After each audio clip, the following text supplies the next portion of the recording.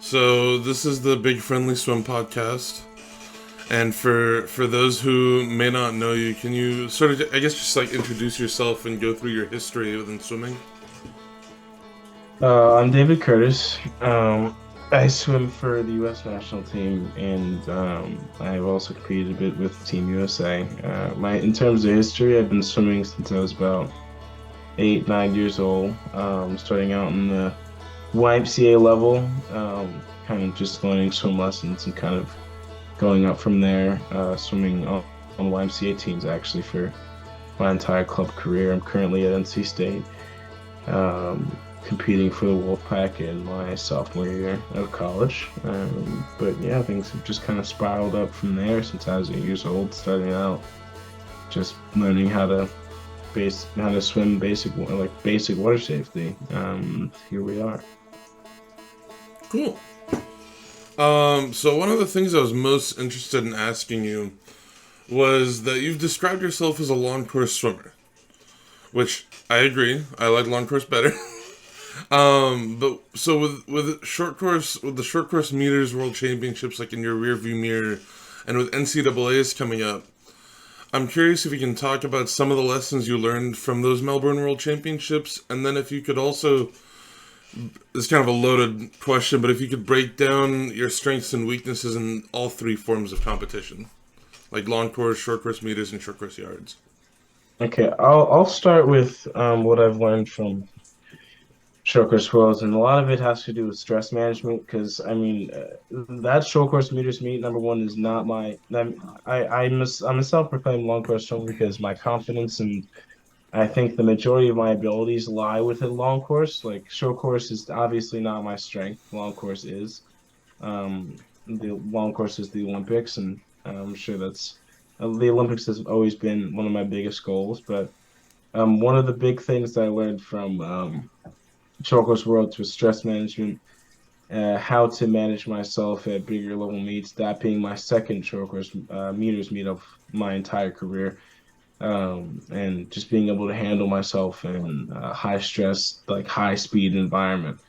The fact that Braden was there with me as the head coach definitely helped me manage um, my warm up, my warm down, my practices, my stress levels a little bit more since I had a familiar face. I also got to know Eddie Reese a lot, and he's absolutely fantastic. But one of the big things for me is trying to calm my mind and body because I tend to get stressed and worried about things that I can't control, and it eventually throws off my racing.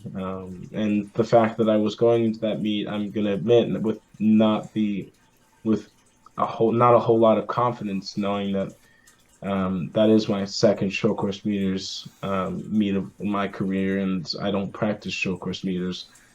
My confidence level wasn't as high, so I was learning how to manage that worry of not being the most experienced athlete there, and also not practicing short course meters and being able to manage that and still try to swim my best in an environment that's not my forte was something that is going to help me, I believe, for NCAA's, ACCs. As my confidence level is higher, I do feel more ready, and being with the Wolfpack definitely helps that more than it did at Worlds. In terms of my strengths and weaknesses and short course yards and short course meters, it's definitely underwaters. I'm not a strong underwater swimmer at all. Below subpar. Like it's just not a strength of mine. We've been working on it a lot this year, and I truly believe I've hit avenues of completely different abilities this year with NC State. I mean, Braden Holloway is one of the best underwater coaches in the world. I mean, talking about Coleman Stewart, Kasper Stakowski. These are under the best underwater kickers in the world. So, I mean, I don't think I couldn't be at a better program to help me develop those skills. Another weakness definitely would be my strength. I'm not super tall. I mean, you look at people like Bjorn Siebeger, um, even Nils Korstani, my teammate. I'm a solid 6 feet tall on a good day. Um, and having people that are 6'5", 6'6", I really have to get an edge in other games like strength and my ability to swim in the water more. And so I've been working a lot with my coaches here, John Abadoy, the strength and conditioning coach for our team at state, on improving my strength and getting myself stronger so that I can make up for that height gap because it is significant, especially for sprinters. I feel like I see a lot of height gaps similar to that in Japanese swimmers. Yeah. In there's specifically one guy, Irie from Japan, who I've seen go up against like people like Matt Grievers and pretty much hold his own against somebody who's over a foot taller than him. So yeah, I think there's a lot that you have to do to, especially on the sprinting side, to counteract that height gap of being stronger underwaters and just physically getting stronger. So I'm curious what your driving decision was behind attending NC State, and like how things have been there both on the academic side and athletically. One of the big driving factors for me throughout the entire recruiting process was looking for a team. I mean, coming from the YMCA, and when I say team, I'll explain that. When I coming from a YMCA program, things were I would definitely say more laid back, more team focused, more um, kind of there's more of a camaraderie that was involved me being in the YMCA, and I was looking to replicate that.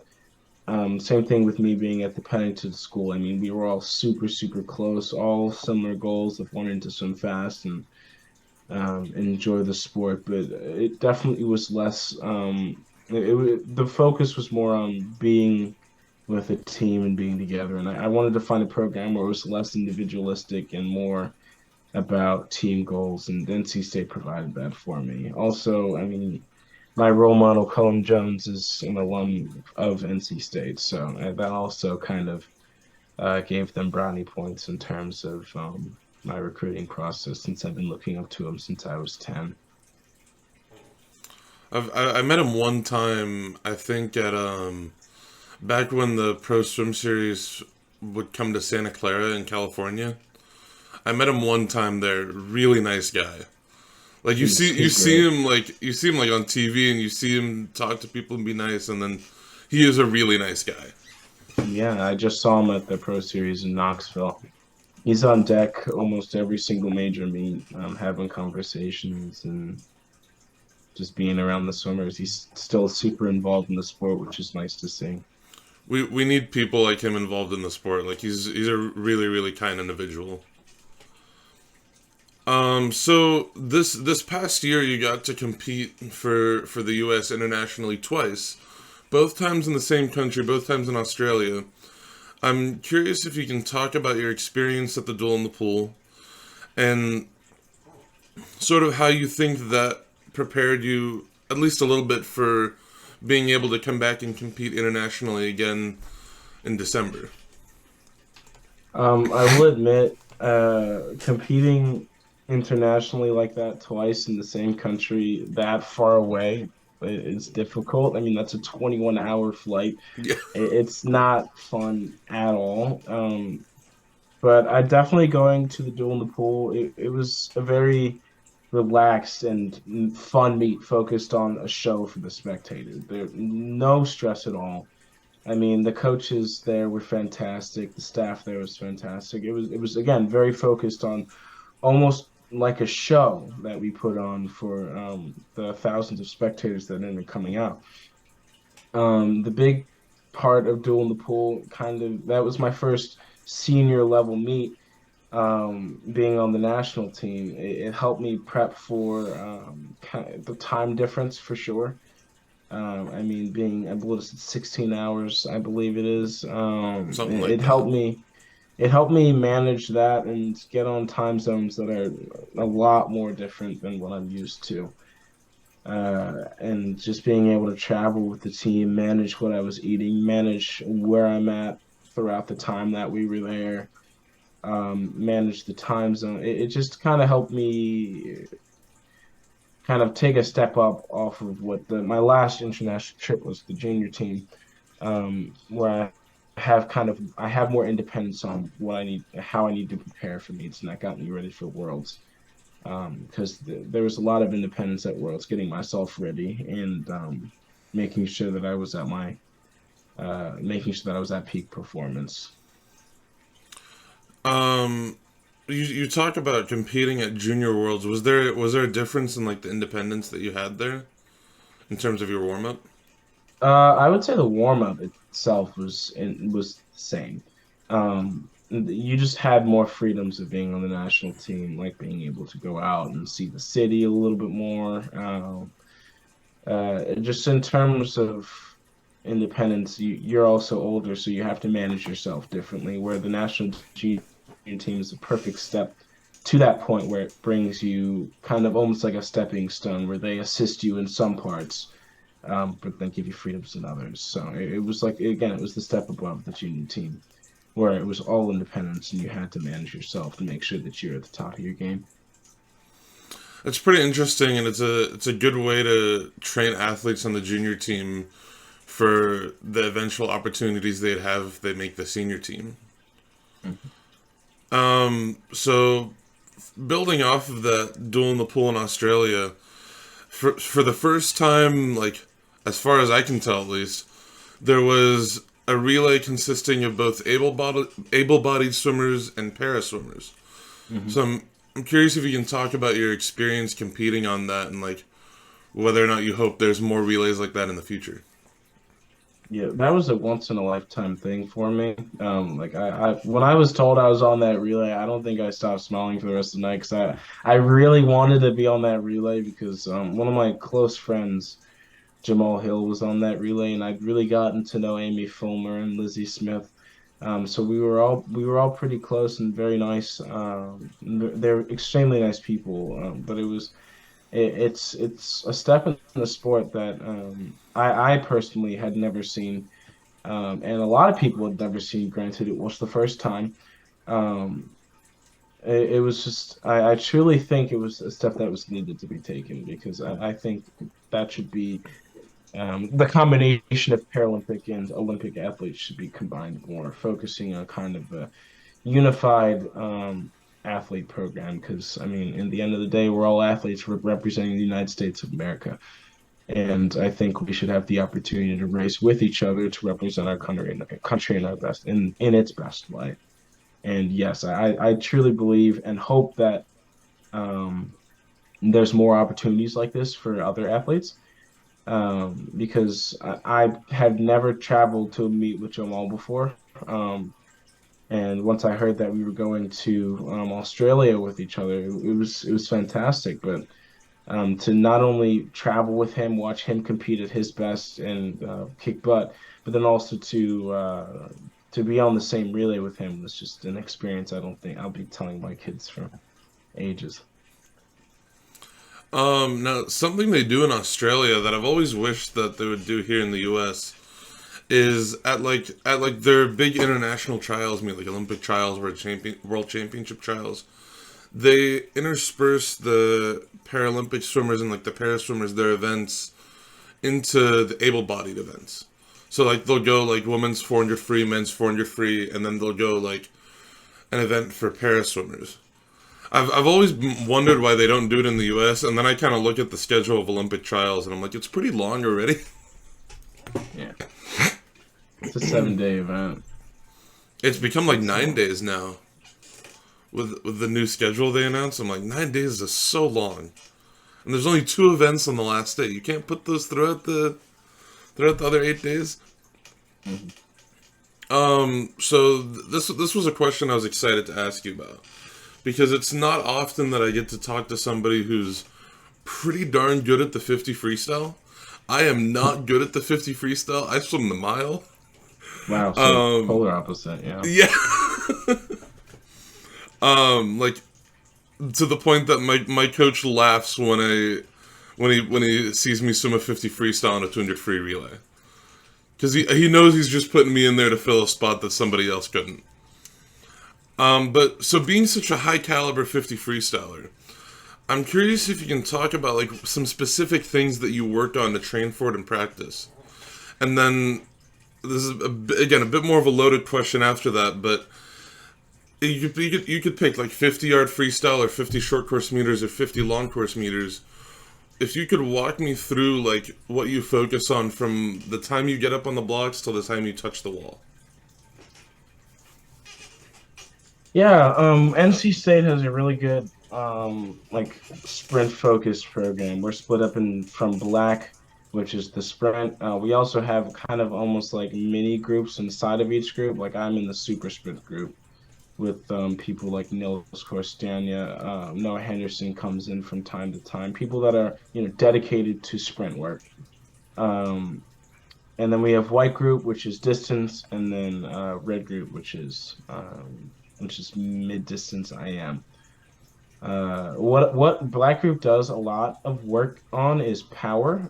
So we do a lot of resistance work, a lot of kick progression where we do a lot of kicking with resistance, socks, parachutes, shoot boards.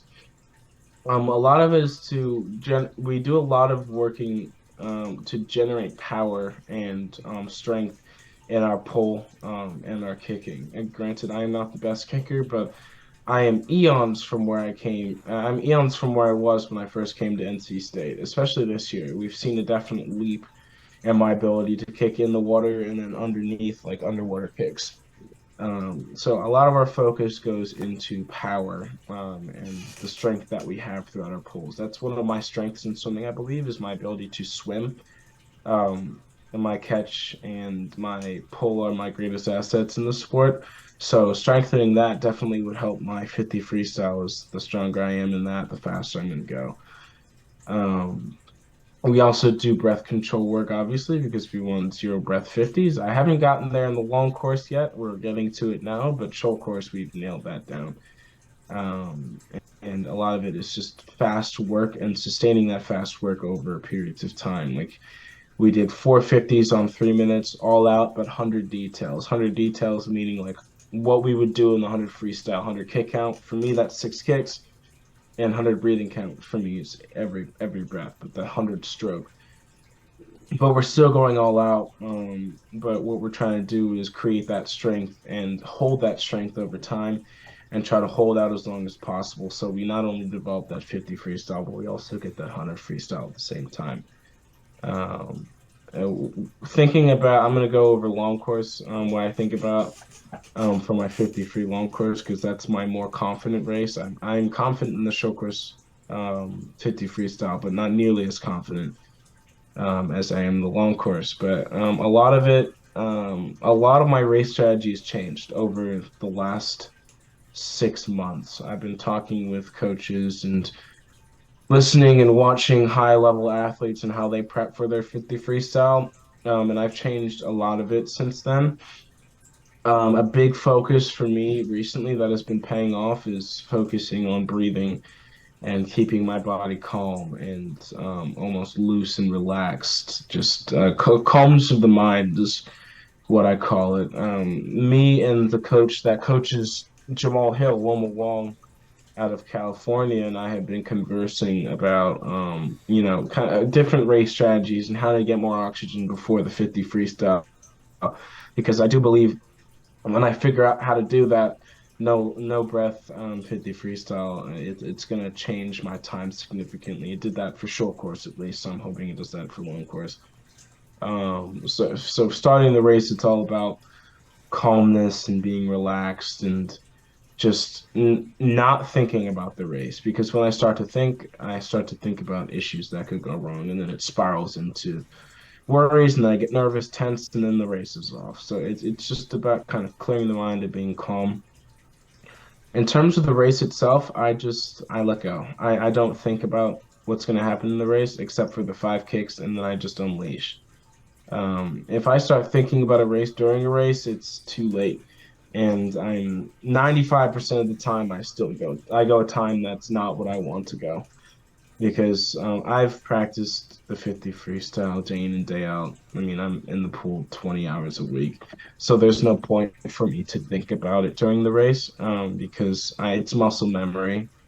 And if I'm thinking about it in the race, then I start to worry about stuff. So it's just a lot of the best races that I've had. I don't entirely remember them. Like I don't remember them. I have to watch the video to see what went wrong and what went right because it's just almost like a mental blackout for that 21, 22 seconds because I'm in that zone and I'm in that state where I'm not worried about a thing and just diving off the block and letting my muscles do what they've trained to do.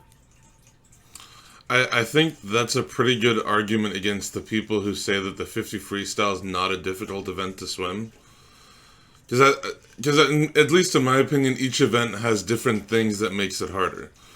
Like when I'm swimming the mile, I'm almost the exact opposite. If I need to be focusing on it, like I need to be like focusing on each stroke and not letting myself like go to my muscle memory because my body will just naturally start to slow down a bit. But in the 50 freestyle, it's the opposite of you have to train that much in practice and be able to have that high stroke rate and that fast kick and good turns so that when you actually get to the race, it's you just don't even think about it. It's just muscle memory kicks in. I would argue against the fact that it's not an easy race. It's obviously not as difficult as the mile because I believe the mile is more strategic. The 50 freestyle is not nearly as strategic. But it's a perfectionist race. If you mess up on one individual thing in that race, the likelihood that your time is going to be off is high. Because I mean, people are fighting for hundredths of a second as opposed to seconds in the mile or the 1,000 or the 500. Here, you're fighting for zero point zero 0.05. Like zero point zero 0.05 PR is a lot.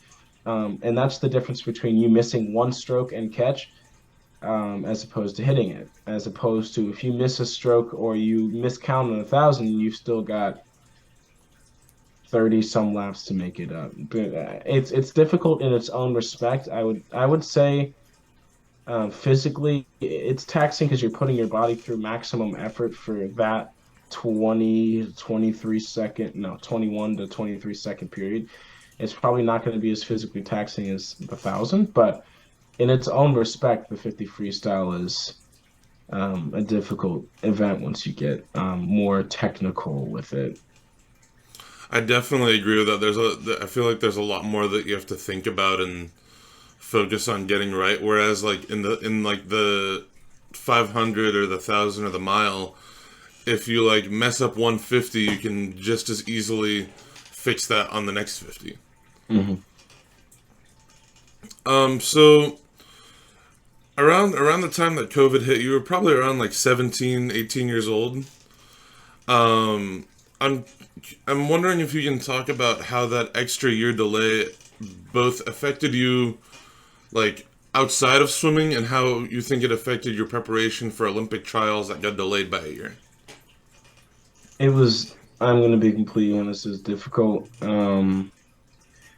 I had been so motivated, so ready to go, and then when it got delayed, I lost that motivation. I kind of had I didn't start from ground zero, obviously, but I felt like I had to restart that motivation train because I mean, COVID impacted like all of our lives, through our schedules off, and through our interactions off, through people's jobs off. It was a hard time for a lot of people, but it was a hard time for me because I lost the training in the pool. I at one point I think I was out for about 4 months. Like I didn't have a pool. I had to rely on a Vasa trainer because I didn't have access to water, which was difficult because it's easier to get motivated and get pumped up for a water practice than it is to go in your living room and hop on the Vasa for an hour.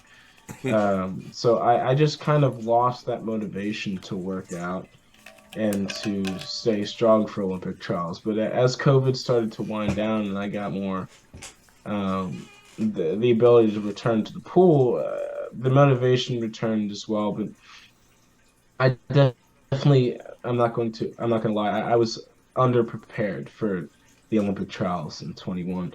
I'm not sure about physically, I was unprepared. I believe I was ready physically. Sue Welsh, my former coach at Hamilton in New Jersey, helped me get ready for the 50 freestyle. But it was more of a mental blockage because not only that was the first time I'd ever swam against some of the athletes like Caleb and Michael Nathan. I mean, I was stuck in between Michael and Nathan for semifinals, and you couldn't see me in photos because I was so short. It was just, it was such a breathtaking experience and a scary experience being between these athletes because I mean, you've heard Michael Andrew, you've heard Nathan Adrian, you've heard Caleb Justin. Their names have been around forever. They're the most accredited athletes in the sport, and being that my first Olympic trials, it was scary. I was not ready in the head, so I got very nervous. I got cramped up. Finishing sixth, to be in that final anyway, it was an honor. Like it was crazy. It was probably one of the coolest moments of my life. It's also the scariest because I don't think I was in the right headspace coming off of COVID. I wasn't as confident. I wasn't there in the head to be at my peak performance because I don't think I went under 22 seconds at all in trials. Had you been under 22 seconds before trials? Yeah, I was 21.9 in 2019. Okay. And then I think my personal best around that time was 21.8, 21.8 mid. So like I'm going to say substantially, even though it's point 0.2 of its second, but I've been substantially under 22 seconds that year as well. But yeah, it was I mean, just, even like you said, that's a big difference in a 50 freestyle, just a couple tenths of a second. So goals are really important, and funnily enough, when I was talking to one of your teammates a few weeks ago, and I was talking to Niels a few weeks ago, his answer to this was basically no comment, which is fair. Goals are really important, and depending on the person, you may want to keep them close to your chest and only reveal them to like your coach or like family members. But I'm curious if, as much as you're willing to share, which again can be nothing, and that's totally okay. What are some goals that you have for both yourself and for your team headed into NCAA's, and then past that, some goals that you have for yourself for this summer? so goals for myself, my big main goal for this year was to improve in the 100 freestyle. I mean, it's public knowledge my lack of versatility in the entire sport of swimming, long course, short course, it doesn't matter. It's public knowledge. I'm not the most versatile swimmer in the NCAA, and I don't think I ever will be. But I'm working towards being that versatile swimmer and being more for NC State. And what a big focus this year was for me and Braden was expanding to that 100 freestyle and finding that third event. Correlating to the goal, I want to be on the 4x100 freestyle relay at ACCs and NCAAs. That was my big main goal for this year. I obviously I'd like to get a repeat title of 50 freestyle at ACCs, but the main goal for me was expanding into that 100 freestyle, finding my stroke, and being able to compete at something more than just the 50. In terms of team goals, Nils said the right thing. I can't comment on that because that's team goals. I can't speak on Which that. is But totally fair. yeah, we always have goals and lofty goals that mean a lot to us, and we work for those goals every day, have them posted in front of our faces in the locker room, at the pool. Um, but yeah, we strive to hit those goals every single day, and push each other and challenge each other in practice all the time. That's the one thing with NC State that I noticed in recruiting, and I'm experiencing now is we are competitive like it's the NCAA championships every single day. Like we have an NCAA championships day every single day. Like we're fighting, not actually fighting, but we're competing with each other in the pool, in and out, lap for lap, just like almost every single day. Whether it's fly, I swim fly this week, and it went pretty good. I think it was my best fly practice of the year. But I was competing with Aiden Hayes, who's one of our best 200 flyers. Yesterday, I was competing with Noah Henderson in our 50s practice, and Luke Miller, who's the ACC champion in 200 freestyle. So we just always we always hone in on those goals and find the ability to find a little extra oomph as we compete every day. in terms of the summer, my main goal is to make the World Championships at World Trials. We'll see where I end up landing after NCAAs. Is NCAAs and ACCs are my main priority. Being that I'm a college athlete right now, Worlds is going to be an afterthought, but I would like to be able to focus on that when the time comes. At post NCAAs, I'm going to obviously keep working for that goal and keep working for the World Championships, but I'm going to want to take a break. And my mental health and physical health will be of main priority first before I try to go to that World Championships. So I will probably be taking a break post NCAAs to recuperate, regather my goals, think about stuff, and get back into it so I can be ready for that international team trials. I think that's something a lot of people forget about, like, high level swimmers. Like, you watch them on TV and you're like, oh, why aren't they swimming as well, or why didn't they swim at this meet? Um, and I think a lot of people forget that athletes are people and they need to take breaks and take time away from the sport just to feel good. Like, it's tiring to go every day to a 2 3 hour practice, sometimes twice a day. Um, so I'm this is a question I ask most of the people that I talk to, and I'm curious what it is for you, because I always ask, what was the race, the medal that you won, or like just the moment that made you realize, okay, I could be pretty good at this whole swimming thing. Like, and then building off of that, like, when did you begin to see the results of that moment or that, like, race that showed you that you had that potential? I'm going to go back to 2019 where I kind of hit a point where I was like, I really want to keep doing this and I really want to keep getting better. It was summer nationals in It was at Stanford. I was with Sue, and our main goal that entire year was to qualify for World Juniors. Um, so I had swam in that meet, and I had dropped, I believe, half a second excuse me, over the past like around year. And I started to really hone down. I was like, man, I want to go sub 2022. And Sue was like, oh, okay. And we had been training super hard for that. And then when I got first out of the 18 unders and final at Summer Nationals and made World Juniors, I was like, I want to do this again. And it was kind of a turn on moment for me being like, I think I can really strive at this level of national and hopefully international excellence in the 50 freestyle. I mean, watching Cullen Jones and in his peak, um, I've really watched him be excellent at the Olympic and international level, and I really wanted that. But I don't think prior to that meet at Summer Nationals, I thought it was possible.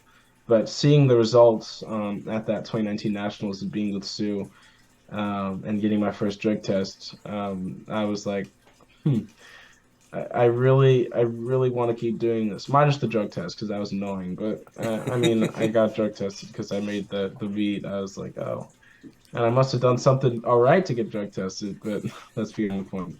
It was just more uh, the feeling of making a meet and swimming at that level and the nerves and the energy and the jitters that I got from that. It's an addicting feeling swimming at a finals meet of a national championship.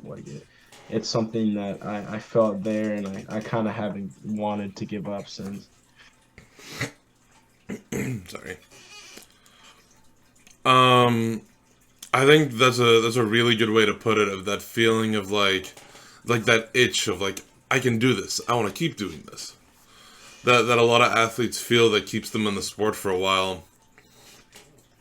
So the last thing I've got for you is some time for you to talk about whatever you want.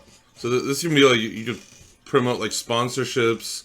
You could like plug your Instagram. You could do both. But I don't it's your I don't time. have much to talk about. Other than I've received a lot of criticism about me just swimming the 50 freestyle. I see myself as a 50 freestyle specialist. I mean, I think I have something in common in terms of me and Bruno Fratis, where he's the 50 freestyle guy from Brazil. He is the connoisseur of 50 freestyle sprint specialists. And I strive to be of similar excellence to him. I mean, I really want to be at the Olympic level like he is. Um, my main event will and forever be the 50 freestyle. But this year, my main goal for the rest of my career is to expand to the 100 freestyle, expand to the 100 fly, just kind of see the other avenues that I have with swimming. And I think all the staff at NC State, Braden Holloway and Kevin Happ, working with me closely to figure out that stroke. Also, Michael Barrick helping me a lot with the technique side, just kind of assisting me in my journey to not only continue the excellence in the 50 freestyle, but also expand and be more of a utility to NC State and dual meets and championship meets of having more versatility.